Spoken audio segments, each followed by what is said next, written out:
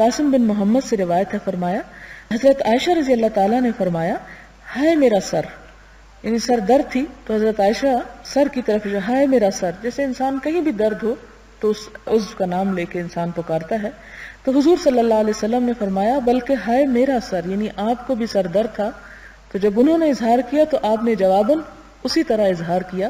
تو اس سے یہ پتہ چلتا ہے کہ آپ صلی اللہ علیہ وسلم نے بھی ہائے کہہ کر سر کو پکارا اور اس کی تکلیف کا اظہار کیا.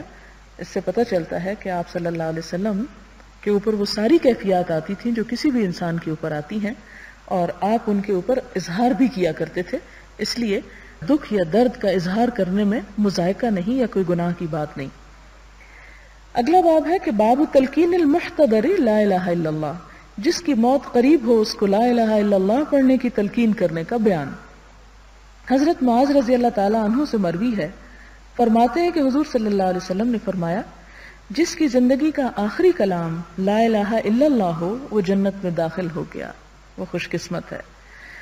حضرت ابو سعید رضی اللہ تعالیٰ عنہ سے مروی ہے، فرماتے ہیں کہ حضور صلی اللہ علیہ وسلم نے فرمایا اپنے مرنے والوں کو لا الہ الا اللہ کی تلقین کیا کرو. اور تلقین کا مطلب یہ ہے کہ ان کے سامنے پڑھنا شروع کر دینا چاہیے تاکہ وہ سن کر وہ بھی دہرائیں. یہ نہیں کہنا چاہیے کہ پڑھو پڑھو، ہو سکتا ہے وہ کہے میں نہیں پڑھ سکتا یا نہیں پڑھتا، تو وہ انکار نہ اس کے حق میں لکھا جائے.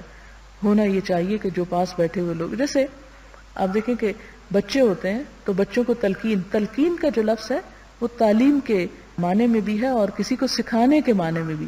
اور سکھانے کے لیے کیا کیا جاتا ہے؟ دہرایا جاتا ہے بات کو. مثلاً آپ جب قرآن پاک سیکھتے ہیں تو کوئی استاد آپ سے یہ نہیں کہتا کہ قرآن پڑھو، بلکہ کیا کرتے ہیں وہ پڑھ کے سناتا ہے اور طالب علم جو ہے اس کو سنتا ہے اور پھر اسی طرح اس کو پڑھتا ہے، دہراتا ہے. تو جو شخص مر رہا ہو اس کے پاس کلمے کو دہرانا چاہیے تاکہ وہ سن کر اسے دہرانے لگے.